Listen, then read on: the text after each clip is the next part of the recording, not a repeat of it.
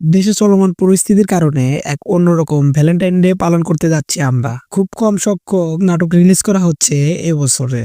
তো চলেন এক নজরে দেখে আসি কোন নাটকগুলো রিলিজ পেতে যাচ্ছে 2026-এর ভালোবাসা দিবসে। প্রথমে আছে যে কথা হয়নি বলা।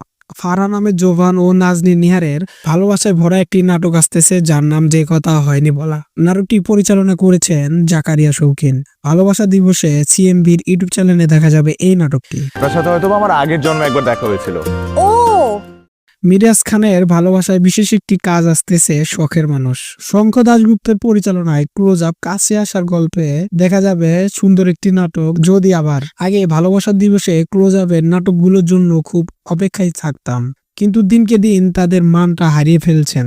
আসতেছে মুশফিক ফারহানের ফিফি, যেখানে কেয়া পায়েলের সাথে জুটি বেঁধেছেন তিনি। এবারের ভালোবাসা দিবসটা মাতিয়ে রাখবেন এই নাটকটি।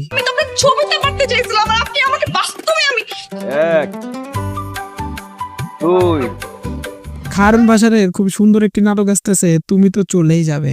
তারেক রহমানের পরিচালনায় আসতেছে বিশেষ একটি নাটক বৃষ্টির গান। রুবেল আনুশের পরিচালনায় আসতেছে অতিরিক্ত প্রেমের গল্প। ভালোবাসা দিবসে দেখা যাবে চ্যানেল আয়ের পর্দায়। আরশ খান এবং সুনেরা বিনতে কামালের নাটক আসতেছে তোমার আশায় বাঁচি। আরশ খানের আরো একটি নাটক আসতেছে বাংলা ভিশনে, যার নাম লাভ ল্যাঙ্গুয়েজ। আরশ খানের আরো একটি নাটক আসতেছে গল্পটা প্রেমের। 2026-এ ভালোবাসা দিবসে মুক্তি পেতে যাচ্ছে এই নাটকগুলো। তো ভিডিওটি ভালো লাগলে আমাদের চ্যানেলটা সাবস্ক্রাইব করে একটি লাইক দিয়ে পাশে থাকার অনুরোধ করা হচ্ছে। ধন্যবাদ সবাইকে।